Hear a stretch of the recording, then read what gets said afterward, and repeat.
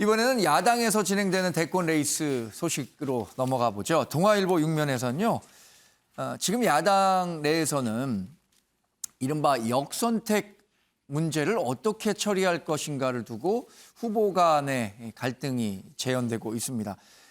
정홍원 국민의힘 선거관리위원장, 경선룰 역선택 방지를 할 수 있는 방안을 이번에 도입할 수도 있지 않겠느냐라는 쪽으로 이 메시지를 내는 거가 감지되기 때문에 정홍원이 경선룰의 역선택 방지 도입을 시사한 것에 대해서 홍준표, 유승민 후보 측은 그럼 반쪽 국민 상대로 경선을 하겠다는 것이냐 이렇게 목소리를 높이고 있습니다. 윤영걸 대표님, 이게 어쩌면 후보의 당락을 변화시킬 수 있을 정도로 중요한 변수라고 생각하기 때문에 후보들 간의 갈등이 큰 것 같은데 글쎄 어떻게 정리될까요?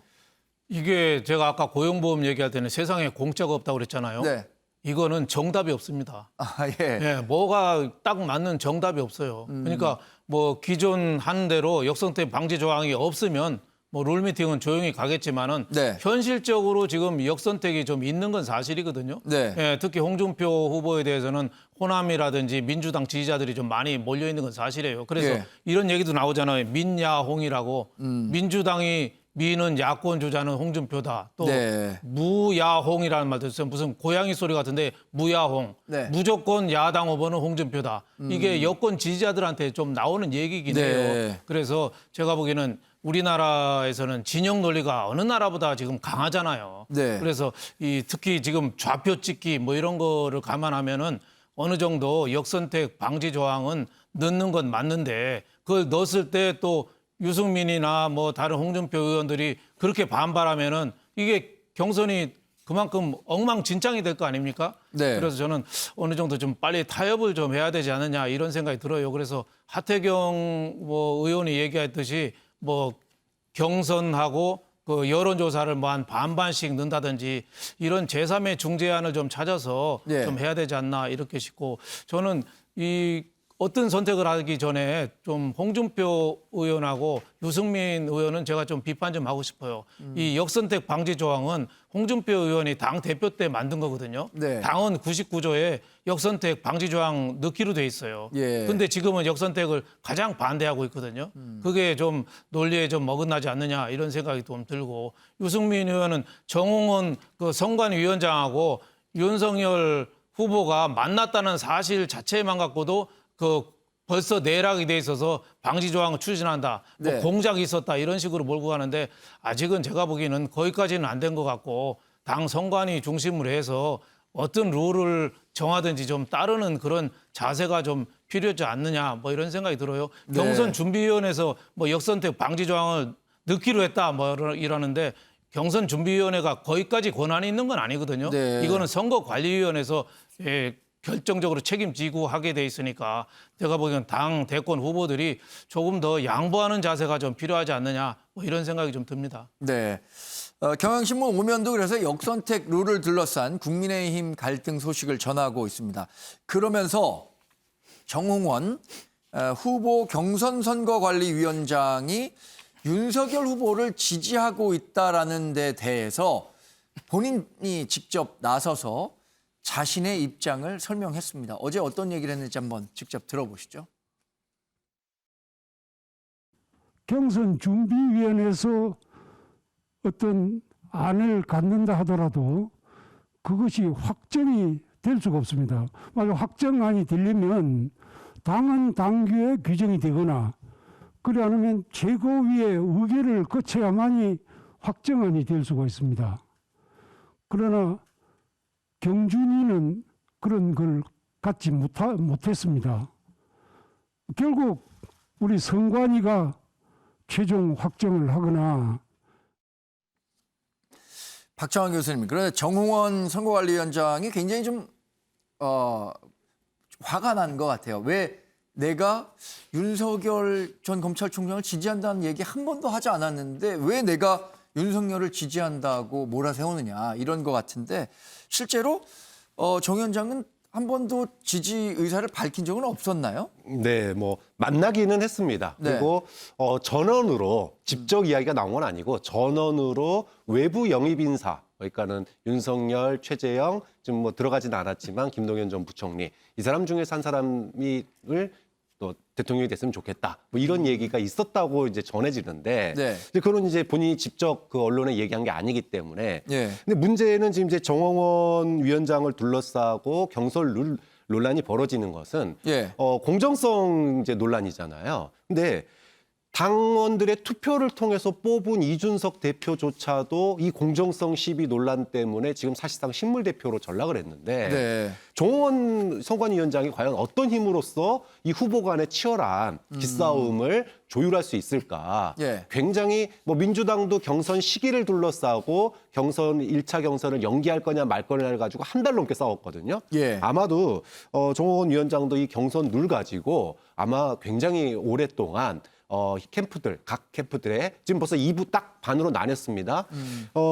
역선택 조항을 도입하자라고 하는 사람들은 그 실효성도 있지만 실효성보다 더 무게를 두는 거는 프레임이 있는 거예요. 그래서 이 역선택을 반대하는 사람들은 소위 말해서 친문 지지를 받는 후보들 아니냐 예. 이렇게 이제 프레임을 깔고 가는 거고 또 반대로 이 역선택 도입을 반대하는 쪽에서 캠프들은 이게 지금 공정한 거냐? 당신들 그동안 문재인 정부에서 공정 얘기하다가 지금 우리한테 왔는데 이게 지금 공정한 거냐? 이제까지 대통령 경선 후보에 단 한 번도 없었던 이런 룰을 도입하겠다는 거는 지지율을 갖다가 적극 지지층을 대상으로 한 여론조사에서 높게 나오니까 지금 이거를 룰을 그때그때마다 바꾸겠다는 거 아니냐? 근데 과연 이 사이에서 정홍원 전 총리, 선관위원장이 당대표, 선출에 의한 당대표도 하지 못한 조종을 예. 얼마나 부드럽게 해낼 수 있을까. 좀 그런 점에서 논란만 크다가 결국은 아무것도 못하고 있는 룰대로 그대로 갈 가능성도 저는 크다고 봅니다. 네.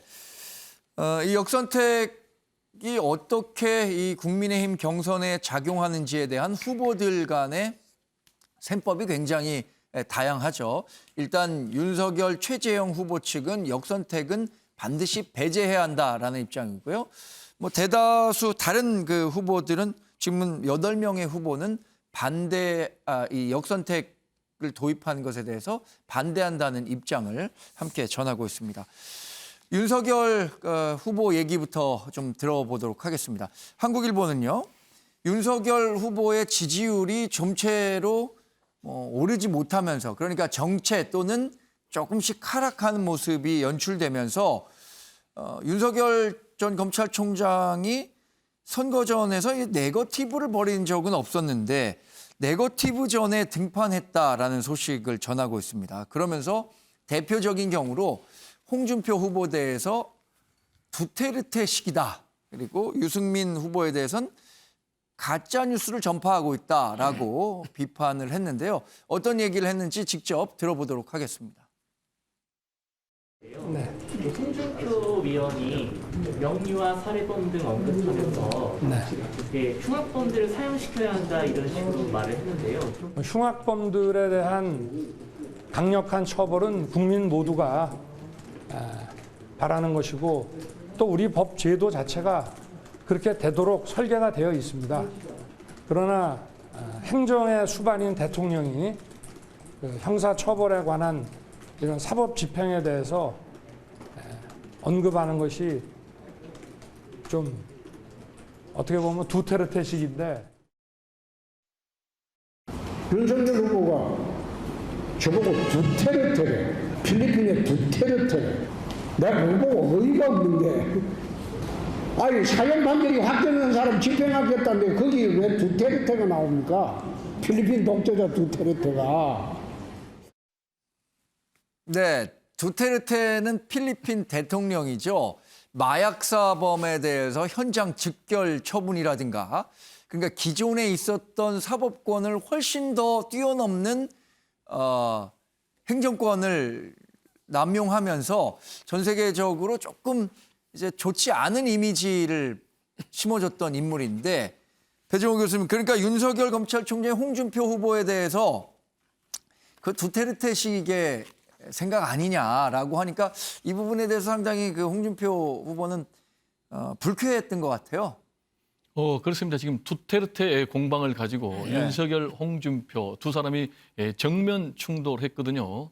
그러니까 윤석열 전 총장은 홍준표 전 대표를 향해서 두테르테 같다라고 했는데 아니다. 당신이야말로 문재인 대통령의 두테르테 하수인이다 라면서 바로 반격을 했는데 여기서 우리가 주목해야 될 부분은 윤석열 전 총장의 경선 전략이 바뀌었다는 거예요. 이 사건으로. 이게 무슨 얘기냐면 윤석열 전 총장 같은 경우는 지금까지 대세론을 가지고 다른 경선 주자들을 무시하는 무시 전략을 써왔단 말이에요. 그래서 싸움을 회피하는 그런 전략을 써왔는데 이제 본인이 직접 윤석열 전 총장이 홍준표 전 대표를 공격하는 그리고 유승민 후보를 향해서도 직접 공격하는 그런 태도를 취하고 있다는 거예요. 경선 전략이 바뀌었다는 것을 의미하는데 그럼 왜 바뀌었느냐가 궁금한 거 아니겠습니까? 그건 최근에 말씀하신 대로 윤석열 전 총장의 지지율이 정체하거나 하락하는 그런 현상을 보이고 있어요. 그러면서 한국사회여론연구소 조사 결과에 따르면 윤석열 전 총장하고 홍준표 전 대표가 오차 범위 내까지 좁혀졌어요.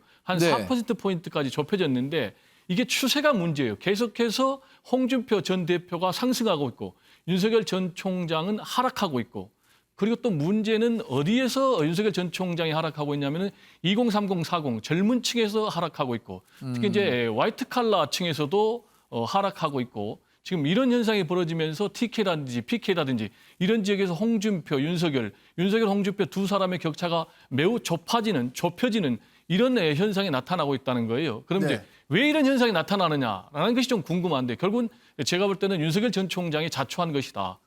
계속해서 반대만 얘기하고 구체적인 비전과 정책 제시가 없단 말이에요. 그리고 일일 일설화라고 계속해서 본인이 설화를 만들고 그리고 보수에만 상당히 연연하다 보니까 이런 문제가 벌어졌는데 그러면 앞으로 어떻게 해야 되느냐. 결국 중도 외연을 좀 확장할 필요가 있는 거죠. 그리고 설화를 좀 줄이고 구체적인 비전과 정책을 좀 제시할 필요가 있는 거죠. 그리고 보수뿐만이 아니고 중도 외연으로까지 확장해야 되는 거죠. 만약에 그렇게 되지 않는다면은 지금과 같은 뭐 네거티브 방식으로 상대를 공격하는 식으로 간다면은 TV 토론에서 무너질 수가 있다. TV 토론에서는 무너지면은 홍준표 후보에게 역전당할 수도 있지 않나라는 조심스러운 전망도 해봅니다. 김재석 의원님은 당에 대해서 뭐 지금 국민의힘이 어떻게 돌아가는지에 대해서 조금 더 이해를 하고 계실 것 같으니까 역선택 룰은 그래서 결국 어떤 식으로 정리될 거라고 보시는지와 윤석열 후보와 다른 후보들 간의 이 경쟁 구도가 격화되는데 뭐 어떤 식으로 이 윤석열 후보가 대처할 거라고 보시는지 한번 전망해 보시죠. 네, 첫 번째로 이제 역선택 관련해서 말씀을 먼저 드리겠습니다. 지금 사실 이제 어떤 정파적 이해관계, 그다음에 정치적 실리에 따라서 이 역선택 룰이 뭔가 논의가 되고 있는 이 양상인데, 실제로 우리가 그 전당 대회 때를 제외하면 그 전에 있었던 모든 당내 경선 중에서 역선택 방지 조항이 들어갔던 적은 없었습니다. 그러니까 기본적으로 국민의힘 당원 당규에 따르면 특례 조항으로서 역선택을 예외적으로 넣을 수 있게 되어 있지 기본적으로 역선택 방지 조항이라는 것 자체가 들어가는 형식이 아니거든요. 근데 이제 전당대회를 거치면서 전당대회라고 하는 것이 결국 당원의 대표를 뽑는 것인데 과연 뭐 우리가 열린민주당이라든지 정의당이라든지 그러니까 우리 당을 전혀 지지하지 않는 사람들을 투표권에 주는 것이 맞느냐라는 문제의식 때문에 바로 이제 가까운 전당대회 때 역선택 방지 조항을 넣은 바가 있습니다. 그렇지만 그때 그 이야기가 나왔던 것도 결국 전당대회고 당원들의 대표를 뽑는 것이니까 그렇게 한다라는 얘기가 있었기 때문에 국민의힘 당원 당규상 원칙대로 가자 그러면 역선택 방지 조항을 넣지 않는 것이 맞긴 맞습니다. 저희가 4.7 재보궐선거 때도 오세훈 시장이 당시 이제 득표한 양상들을 보게 되면 실제로 민주당을 지지하는 분들 중에서도 오세훈 시장을 투표한 사람들이 제법 많거든요. 결국 이제 공직선거에서는 막판까지 어떤 후보를 지지할지 확정되지 않았기 때문에 우리 당을 당장 지지하지 않는 분들 역시도 경선에 끼는 것이 맞다라는 기본적인 그 컨센서스가 사실 그전에는 당에 있었습니다. 이번엔 대선 이 선관위에서는 어떤 판단을 내릴지 좀 주목을 해봐야 될 것 같고요. 그다음에 저희 이제 경쟁 구도를 보게 되면 아무래도 이제 윤석열 때리기 양상으로 당분간은 진행이 될 것 같습니다. 홍준표 의원도 그렇고 유승민 후보도 마찬가지인데 우리가 민주당을 보게 되면 이 명락대전과 관련돼서 이제 이재명 후보와 그다음에 이낙연 후보 간의 갈등 양상들이 보이고 있지만 예. 나머지 네 후보 역시도 이 두 후보를 때리는데 전념하고 있거든요. 특히 지지율 1위를 보이고 있는 네. 이재명 후보에 대한 공격이 집중적으로 이루어지고 있습니다. 마찬가지로 국민의힘에도 이제 후보 등록이 끝났고 9월 1일부터 이제 본격적인 경선 레이스에 들어가는 만큼 당연히 1위 후보에 대한 견제와 1위 후보에 대한 공격이 계속 이어질 것이라고 생각이 되고요. 네. 그런 양상에서 아직 이 정도의 공방은 경선 과정에서 얼마든지 일어날 수 있는 것이기 때문에 지금 일어나는 공방 정도는 사실 이제 국민의힘 경선에 국민들이 집중하게 하는 정도의 수준인 것이지 이것이 뭐 국민의힘의 지지율에 영향을 주거나 아니면 이거 국민들의 눈살을 찌푸리게 할 정도의 심한 네거티브는 아닌 수준이기 때문에 앞으로 뭐 이렇게 견제를 잘 해나가면서 경선 과정이 좀 재밌어지는 시작을 알리는 것이 아닐까 저는 그 정도로 예측하고 있습니다. 네. 동아일보 6면 기사도 이런 두테르테 논란을 소개하고 있는데요. 여기서 지금 김재섭 위원께서 얘기하신 것처럼 윤 전 총장의 입장이 나온 것 같습니다. 뭐라고 했냐면 내가 얘기 한마디만 하면 다들 벌떼처럼 말을 하는데 제가 총장 시절에 했던 수사와 지시에 대해서 다들 많은 격려와 칭찬을 해주셨던 분들이라며 불쾌감을 드러냈습니다. 이어 홍 의원과 유 전 의원을 겨냥해서 그분들이 왜 그렇게 입장이 바뀌었는지는 국민들이 잘 판단할 것이라는 메시지를 내놨습니다.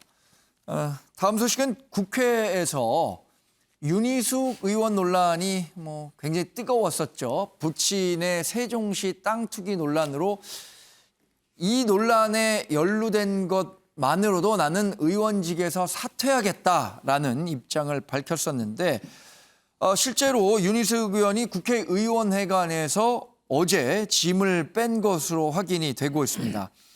여당에서는 사퇴 처리 반대 안 한다면서 실제로 사퇴 처리 과정은 밟고 있지 않다라는 지적들이 나오고 있고요.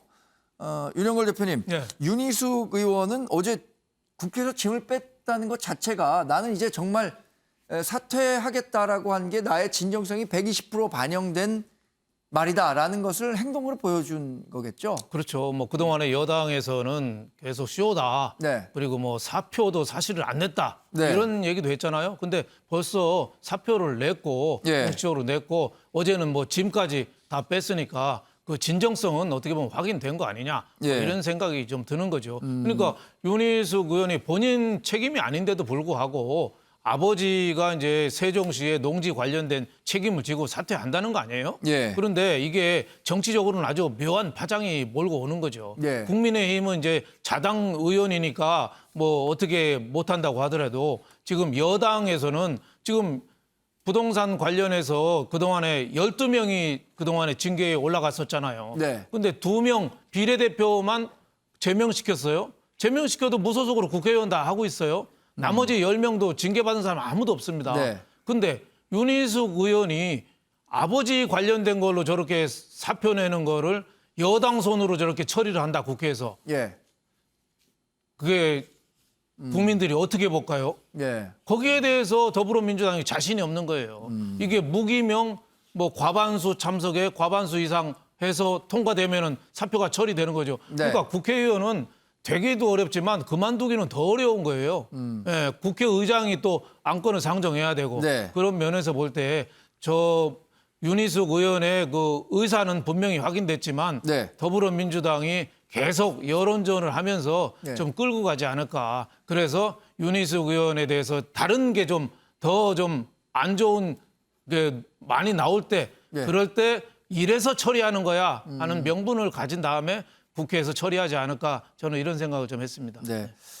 우리가 이제 이런 상황이 발생하면은 뭐 서로 핑퐁 친다 이런 얘기를 하곤 하는데 일단 이 공은 윤희숙 의원이 사퇴서를 제출했고 그리고 국회의원 회관에서 짐까지 뺐다는 측면에서 봤을 때는 이 공은 이제 민주당에 넘어갔다라고 봐야 할 것 같은데 박창환 교수님은 상대적으로 여권 움직임에 좀 정통하시니까 여권이 이 문제에 어떻게 결론을 내릴 거라고 보십니까? 공이 오면은 네. 받거나 차야 됩니다. 네. 근데 민주당은 받을 상황도 찰 상황도 아니에요, 지금. 네. 그러니까 공원에 그리고 피해버렸습니다. 지금 아까 앞에서도 말씀하셨지만 대표님이 예. 민주당이 사퇴 처리를 갖다가 받아들여서 처리를 하게 되면 그러면은 민주당 너네는 어떻게 할래? 당장 국민들이 민주당 뻔뻔하네. 이런 네. 얘기가 나올 수밖에 없어요. 그러니까 민주당이 지금 이거를 갖다가 처리를 하기가 굉장히 곤혹스러운 거죠. 네. 그다음에 처리를 하려면은 본회의에 상정을 해야 되는데 그렇죠. 아예 본회의 자체에 상정하지 않는 겁니다. 제가 공을 피했다 그랬는데 어쨌든 국회의장에게 공을 다시 또 넘기는 거죠. 그러니까 네. 회기 중에는 국회의원 과반수의 과반수 출석, 과반수 찬성이 있어야지 이게 사표 처리가 되고 네. 회기가 아닐 때는 국회의장이 사인할 수 있거든요. 근데 지금 이제 정기국회가 이제 열리게 되면 이거 본회의에서 투표를 해야 된단 말이에요. 근데 본회의에 상정하려면 여야의 협의가 되거나 아니면 의장이 상정을 해야 되는데 예. 과연 국회의장이 이거 상정하겠느냐 그렇게 본다면 유니스 의원이 방 빼서 나갔지만 실제로 사퇴 처리까지는 민주당도 곤란스러운 면이 있기 때문에 아마 최소 여론의 커다란 변화가 있기 전까지는 네. 이 상태가 계속 유지될 거다. 그 때문에 민주당이 여기에 대해서 지금 의원들의 양식에 맡기겠다라고 네. 얘기한 것은 지금 당론으로 뭐 사퇴를 찬성한다, 반대한다 이거 얘기하는 순간 또 논란이 벌어지기 네. 때문에 아예 유니스 의원이 던진 공을 갖다가 피해버렸다 이렇게 보는 게 맞다고 봅니다. 배종호 교수님도 네, 저는 좀 다르게 보는 게요. 예. 윤희식 의원의 사퇴서 처리 문제가요. 민주당만 곤란한 게 아니고 국민의힘도 상당히 곤란해요. 왜냐하면 윤희식 의원의 사퇴를 처리한다는 것은 본인의 뭔가 흠결이 있다는 것을 전제로 하는 것 아니겠습니까?